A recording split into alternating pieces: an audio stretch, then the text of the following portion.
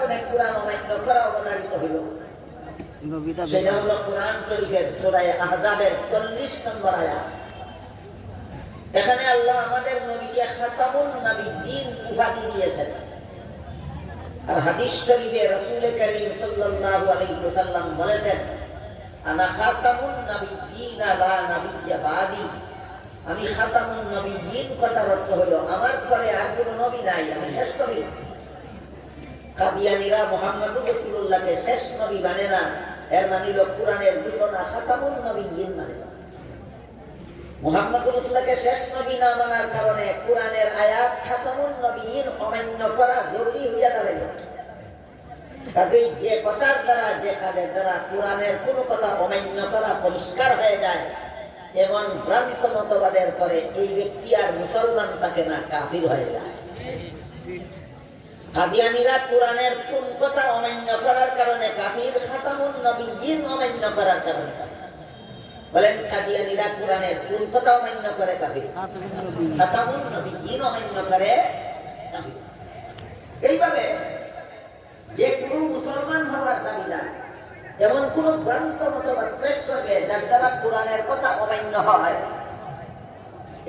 এই ভ্রান্ত মতবাদের দ্বারা সে আর মুসলমান থাকে না, কাফির হয়ে যায়। আমি শুনেছি আমাদের বর্তমান বাংলাদেশে একজন মহিলা নেত্রী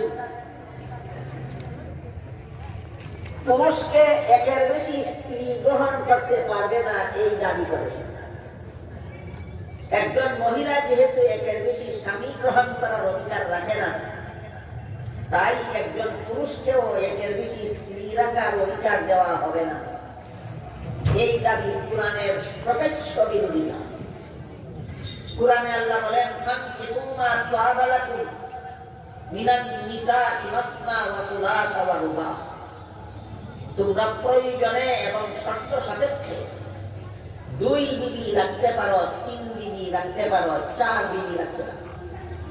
তাহলে কোরআনে একজন মুসলমান পুরুষকে 1, 2, 3, 4 বিবি রাখার বিধান দেওয়া হয়েছে কিনা? যে মহিলা বলে পুরুষ একের বেশি স্ত্রী রাখতে পারবে না, এই মহিলার দাবি কোরআনের পক্ষে গেল না বিরুদ্ধে গেল? এই মহিলা কাফের, এই মহিলার সমস্ত সমর্থকরা কাফের। বুঝাটাকে বলেন কেমনে কাফির হইল? কোরআনের ওই আয়াত অমান্য করে কাফির হইল যে আয়াতে আল্লাহ মুসলমানকে একের বেশি বউ রাখার বিধান দিয়েছেন। কোরআনে দিয়েছেন একের বেশি বউ রাখার বিধান, সে মানে না, অর্থাৎ কোরআন মানে না। যে কোরআন মানে না সে মুসলমান থাকে না, কাফের হয়ে যায়। এই হলো এক ধরনের ভ্রান্ত মতবাদ। যে ভ্রান্ত মতবাদের কারণে মুসলমান থাকে না, কাফের হয়ে যায়। উদাহরণগুলি বুঝে থাকলে বলতে পারবেন কোন ধরনের ভ্রান্ত মতবাদের কারণে মুসলমান কাফির হইয়া যায়? যে ভ্রান্ত মতবাদের কারণে কোরআনের কোনো কথা অমান্য হয়, যে ভ্রান্ত মতবাদের কারণে কোরআনের কোনো